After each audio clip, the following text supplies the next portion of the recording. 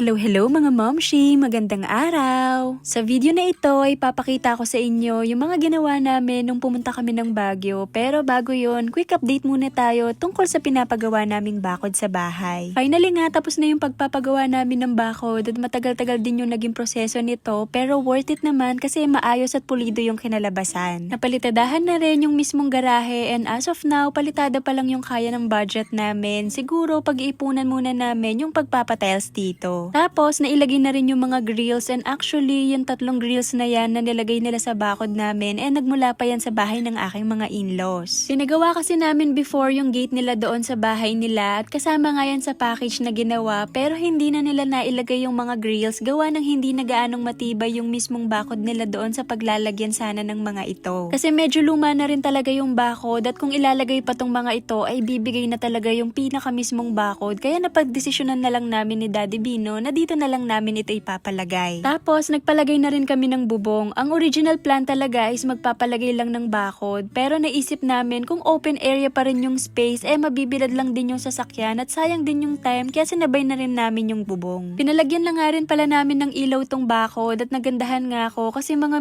solar light na ito at malaki yung matitipid namin sa kuryente pagdating sa ilaw. Ang kagandahan kasi dito, dahil solar nga siya, ay kusa na siyang mag-charge, tapos automatic na din siyang mag-on kapag madilim na sa labas. Bali, 6 yung binili ko para maliwanag talaga yung labas ng bahay, at dahil solar nga ito ay napakadali lang nitong ilagay kahit saan kasi hindi na ito kailangan ng wiring. Ang ganda talaga ng kinalabasan ng pagkakagawa ng bakod namin, pero marami-rami pa nga kaming kailangan ipa-repair dito tulad ng pintura ng bahay, pero sa susunod na lang siguro yan dahil pag-iipunan muna namin. Anyway, pumunta nga kami ng Baguio kasama yung mga biyanan ko, at bago nga kami umakyat dito ay galing kami ng Manawag at naghanap talaga ako ng mabibilhan ng tupig doon kasi favorite ko yun i-partner sa kape, lalo na kapag mainit-init pa. Buti na lang meron naman kaming nakita along the way at parang tag 7 pesos per piece lang ito, kaya dinamihan ko na para may pampasalubong kami. Biglaan lang talaga tong pag-akyat namin ng Baguio kasi galing lang kami ng Manawag at nagsimba kami doon, tapos naisipan lang ni Daddy Bino na ituloy na pa Baguio yung pamamasyal namin. After nga ng ilang oras na biyahe, nakarating na rin kami sa may Cannon Road at nag-stop over muna kami dito para makapag-picture muna. Grabe, ang ganda ng tanawin at ang ganda din ng panahon kasi kahit tirik yung araw, malamig yung simoy ng hangin. And then, nung nakarating na kami sa mismong city, ay dumiretso kami sa isang kainan na nakita lang namin sa Google Maps at madaming ang good reviews dito, kaya naman dito na kami pumunta. And in fairness, sobrang sarap ng pagkain nila at ang lalaki din ng serving, lalong-lalo na yung bulalo, at nabusog nga kami ng sobra. Pagkatapos nga namin kumain, ay bumiyahe na kami papunta ng strawberry farm. Bala kasi namin na sana matikman yung mga strawberry dito, kaya nga lang, hindi nga lang sinuwerte kasi hindi daw season ng strawberry yung month ng pagpunta namin dito. Kaya wala kami nakitang mga strawberry at puro lettuce lang yata yung mga nakita namin. Meron naman din mga nakatanim ng mga strawberry pero kakaunti pa lang yung mga bunga at maliliit pa. Nakakalungkot pero ganun talaga kasi hindi planado tong gala namin, kaya hindi na rin namin na-check kung season ba ng mga strawberries ngayon. Kaya umalis na lang din kami, pero bago kami bumiyahe ay dumaan muna kami dito sa mga nagbebenta ng mga kung ano-ano at napabili kami ng kaunting pampasalubong. Next naman sa listahan namin ay yung sunflower farm, pero pagdating namin doon mga ay sarado din dahil hindi pa nga daw available sa public yung sunflower nung araw na yon. Kaya nalungkot kami bigla kasi halos na mga destination namin sarado o kaya naman hindi pa ito season. Nakapunta na kami dati sa Baguio 10 years ago at hindi pa nga namin kasama sila Ate Sam at Basti noon, kaya ngayon naisipan nga namin pumunta dito para naman makapasyal sila dito. Sunod naman namin pinuntahan yung Chinese church. Muntikan pa nga kaming hindi makapasok kasi mga 5 PM na yan at magsasara na nga